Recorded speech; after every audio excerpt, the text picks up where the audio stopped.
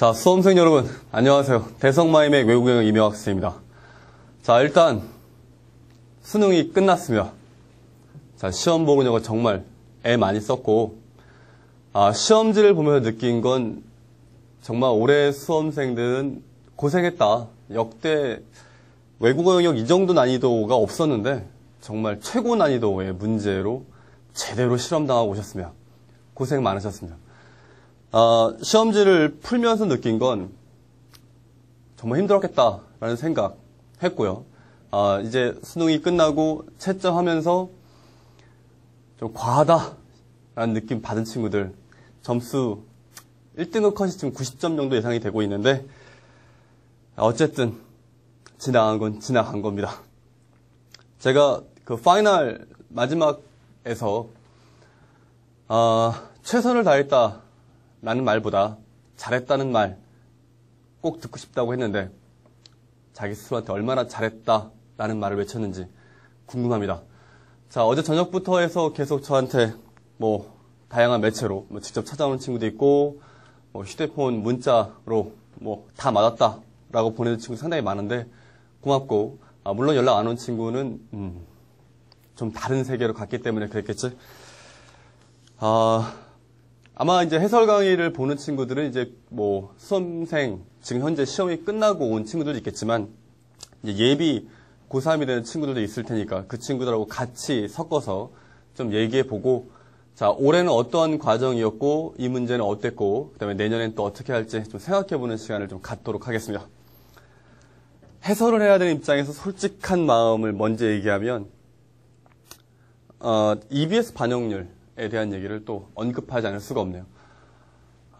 그런 생각 안 듭니까? 물론 이제 본인이 EBS 때문에 굉장히 이렇게 뭔가 많이 얻어서 대박이 난 친구들도 있겠지만 선생님이 느끼기에는 만약에 보통 한 3등급권 점수, 그러니까 보통의 3등급 80점대 초반 정도까지 점수대 있는 아이들이었다. 그러니까 영어를 그냥 웬만큼 해오는 아이들이었으면 이번 시험지 같은 경우는 사실 손을 못 대는 문제가 상당히 많아요.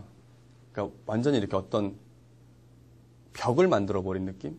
특히 이제 지금 본인이 고2에서 고3, 물론 예비 고3이라면 잘 들어. 지금 이번에 그 수능 시험을 보고 온 그 형, 언니, 오빠들이 시험을 본인이 이렇게 보면 되게 못 봤다고 한단 말이야. 본인은 막 그러면 이제 인터넷 들어가가지고 막 다운받아가지고 막 이렇게 풀어봐. 뭐야 레알 개 쉽네 왜 틀려. 이렇게 생각하는 사람들도 있을 수도 있겠지만 지금 고3, 지금 N생들도 고2 때는 그랬어. 수능은 수능 시험날 한 3배쯤 어렵죠. 물어보세요.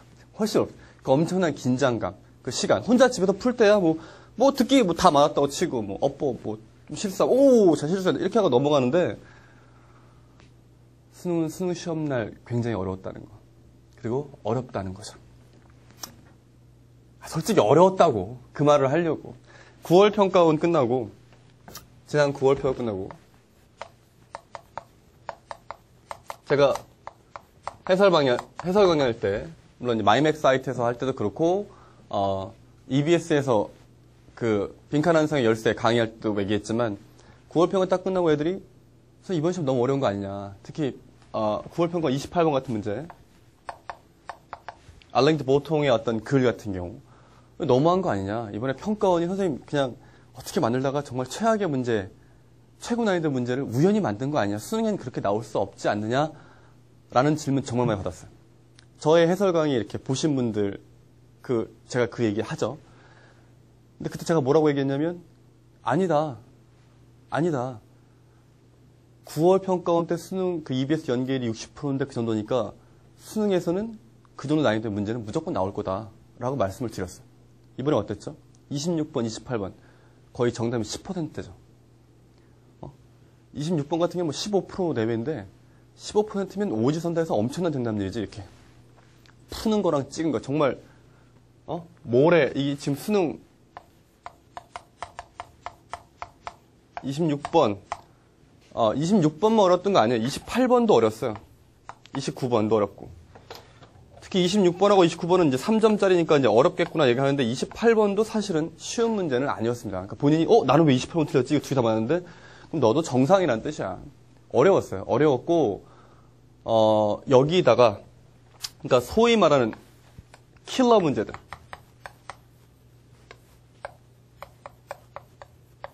그러니까 도대체 뭔 소리인지 모르겠는, 도대체 뭔 소리인지 모르겠는 킬러 문제들이 상당히 다수가 출제가 있죠. 제가 볼 때는 이 지문의 출처들을 보시면, 뭐 26번 같은 경우는 The Internet Philosophical Inquiry, 고든 그레함이라는 사람이 쓴 글이잖아요. 그러니까 이거. 그 다음에 29번도 Two Essays on Analytical Psychology 이런 글, 현대 글들이죠. 그 다음에 24번, 그 다음에 28번 이 글들이 선생님 대학 다닐 때 약간 그 대학 교양 용어? 대학에 가면 있어요. 교양 용어라고.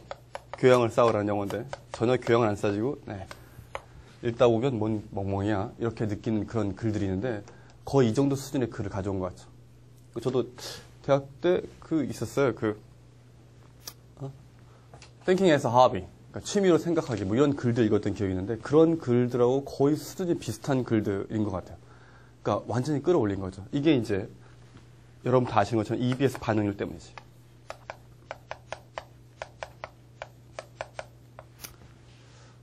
총평을 하자면 아마 이번에 올 1년 동안 EBS 한 1800문제 내외 되는 EBS 문제를 정말 열심히 파고든 사람들은 시험장에서 시간이 그렇게 부족하지 않았을 수 있지만 EBS를 아예 안 보거나 아니면 이렇게 겉핥기식으로 본 아이들은 상당히 힘들었을 겁니다. 도대체 내가 풀 수 있는 문제는 언제 나오지? 술이 막 앞에 막 풀다 넘기다가 막 언젠가 내가 푸는 게 나올 거야 했던 그 심정만큼 넘어가야나 내가 풀 수 있는 문제가 나올 만큼 특히 초반에 역시 빈칸과 비빈칸 문제로 나뉘어서 나왔죠. 근데 이 빈칸 문제에도 좀 평가원의 고의성이 보이죠. 그러니까 어떤 고의성이 보이냐면 어떤 테크닉, 기술로서 문제를 풀 수 있는 문제가 거의 없었어요. 그러니까 이런 어떤 소위 말한 유형별 풀이법,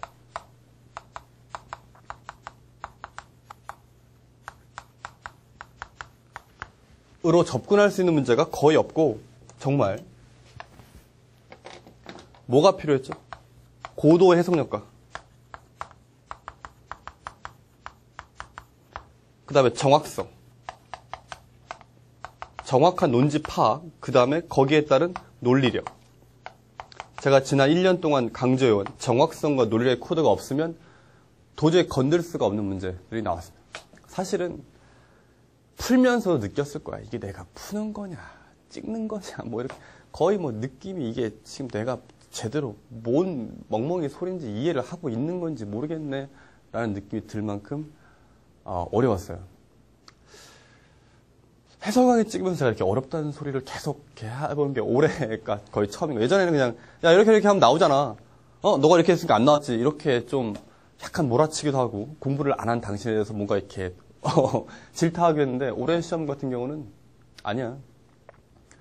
원래 영어를 잘해야 되고 거기다가 플러스 EBS도 많이 봤어야 되는, 그렇지 않으면 힘든 문제인 것 맞습니다. 너무 자괴감에 빠지지 않아도 돼. 거기다가 이 비빈칸 문제에서도 소위 말한 함정, 낚시들이 나왔죠. 그러니까 아이들의 심리, 그러니까 지금 EBS 반응률 70% 때문에 굉장히 고민을 많이 하셨고, 그래서 아이들을 낚으려고 했던 게 이제 42번 문제 또는 44번 문제 같은 경우는 아이들의 심리를 정확하게 인지하고 있다. 평가원도 야, 니들이 생각하는 건 정도 나도 알고 있어 라는 걸 극명하게 보여준 거지. 그러니까 42번 같은 경우는 원래 제목 문제인데, 제목 문제는 그동안의 패턴에서는 반드시 뭐가 있어야, 키워드가 있어야 답이다. 그러니까 아이들이 이렇게 읽다가 시간도 없으니까 키워드 딱 보고 딱 쓰는 거. 그랬을 때 오답이 딱 나오는 문제였죠. 그러니까 그 키워드를 한 박자 생각해야 되는. 그러니까 키워드를 한 번 더 그러니까 명시적으로 눈에 띄는 걸 함정으로 주고 그거를 한 번 더 생각한 아이들을 정답으로 이끄는 상당히 까다로워서 특히 후반부에 있었기 때문에 만만치 않았습니다. 그러니까 문제 풀 때는 뭐야 당연히 이거네 툭 하고 다 치자마자 뭐야 병신 이렇게 되는 문제가 될 수 있고 43번 문제 같은 경우 문장 삽입 문제인데 정답의 코드는 똑같지만 정답을 1번에 배치함으로써 삽입 문제가 1번에 나온 적이 여러분이 1년 동안 문제 푼 한 번에도 있었나? 삽입 문제를 문장 삽입을 1년 동안 그 수많은 문제를 풀 때 1번이 답인 적이 거의 없었을 거예요. 그러니까 아이들이 왜 1번이야?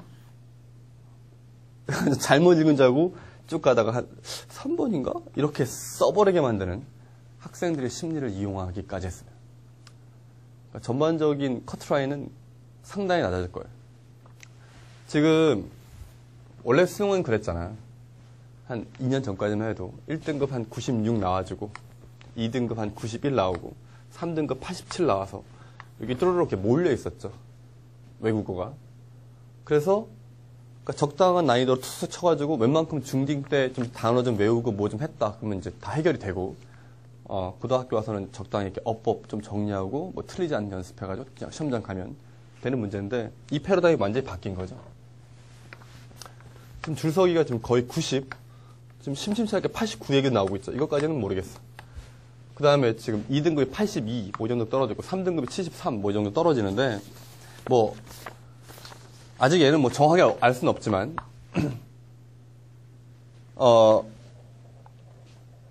이 추세가 과연 계속될 것이냐? 그거 되겠죠. 왜냐하면 여기보다는 이쪽이 더 합리적이지 않나요? 이거 실수로 한 개 까이면 등급 갈리는 것보다 90점대, 80점대, 70점대, 60점대, 50점대 이렇게 갈리는 게 훨씬 더 나누는 게 분명한 거죠. 그러니까 방향은 제대로 가고 있는 게 맞습니다. 다만 EBS를 얼마나 풀었느냐, 그러니까 굉장히 광범위한 정도의 내신 시험이었죠. 네. 하지만 잊지 말아야 할 것은 내신 때도 그렇지 않니? 본인이 책을 달달달 외워도 옆에 영어 잘하는 애가 더 잘 봐. 이게 비밀이지. 무슨 말이냐면 이번에 EBS에 몰빵하신 분들도 분명히 있어요. 그걸로 이제 쟤는 왜 EBS에는 쟤는 나왔고 나는 왜 안 나왔지? EBS를 소화할 수 있는 정도의 실력이 필요했다는 거지. 그러니까 그 글을 읽고 능동적으로 분석해내고 거기에 생각을 해볼 수 있는 정도의 실력이 필요했다는 겁니다. 그리고 그걸 넘어서는 킬러 문제 나왔을 때 걔네들을 어떻게 대비할 것이냐, 이게 중요했던 시험이었죠. 자, 제가 계속 과거형만 쓰네요. 과거형만. 뭐뭐 했던 시험이었죠. 뭐뭐 했던 시험이었네. 뭐뭐 했었구나. 이렇게 되는데, 자, 한번 본격적으로 한번 생각을 해볼게요. 생각을 해보고,